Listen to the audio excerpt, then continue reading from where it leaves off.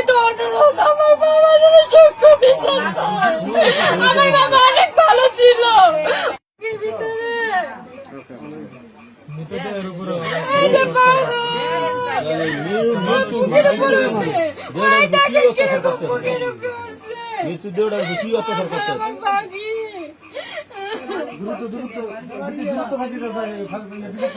আমরা ফাঁসি চাই। যে কষ্ট করে আমার বাবারে মারছে, প্রত্যেকটা ফাঁসি চাই। এই যে দেখেন কিভাবে মারছে, আমার পাখিরে কিভাবে মারছে। ওই যে পাথর, ওই যে পাথর মারছে, হাত বাঁধা, হাত বাঁধা। ওই আমার পাখি, আমার পাখি রে, আর আমার পাখি। আপনাদের বিনীত অনুরোধ, আমার বাবা যেন সূক্ষ্ম বিচার পায়। আমার বাবা অনেক ভালো ছিল। ওনারা যদি কেউ বিয়ে দিতে না পারতো, গরিব অসহায়কে দান করতো। হসপিটালে নিজে গিয়ে যারা অপারেশন করতে না পারে তাদের অপারেশনের জন্য টাকা দিয়ে আসতো। মানুষকে অসহায় যারা তাদেরকে সে হেল্প করতো। আমার মামা অনেক ভালো মানুষ ছিল, অনেক ভালো মানুষ ছিল, অনেক ভালো মানুষ ছিল আমার মামা।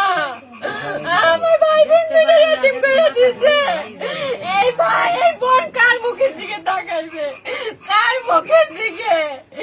আমার মামারে মরে গেছে, জানটা নাই, তাও টানতে টানতে আইনি। আমার মামারে কি অত্যাচার ভাবে, কি নির্দিষ্ট ভাবে মারছে। আপনাদের কাছে আমার অনুরোধ এবং মাননীয় আইনমন্ত্রীর কাছে আমার বিনীত অনুরোধ, তিনি যেন সূক্ষ্ম বিচারটা পাইয়ে দেয় আমাদের। আমার মামা যেন শান্তি পায়, আমার মামার যেন আত্মায় শান্তি পায়, যেন আমরা বুঝতে পারি, আমরা জানি যে না সূক্ষ্ম বিচার দেয়, এখনো মানুষ সঠিক বিচার পায়।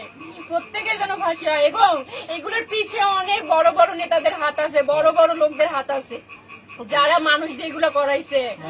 হ্যাঁ, আমি এদের কাছে আমি চাই আপনারা সব বের করেন, সব বের করেন। আমার মামারে কি কষ্ট দিয়ে মারছে, আমার পাখিরে কি কষ্ট দিয়ে মারছে, আমার পাখি। আর অনেক জায়গায়, প্রথম এক জায়গায় আরেক জায়গায় দিয়ে মারছিল। আচ্ছা, আপনার ওই ফুটেজ গুলো একটু আমাদের এর ভিতরে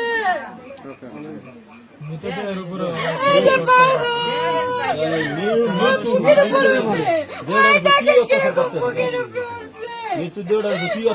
আমার বাগি।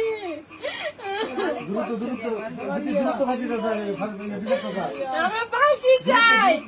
যে কষ্ট করে আমার বাবারে মারছে,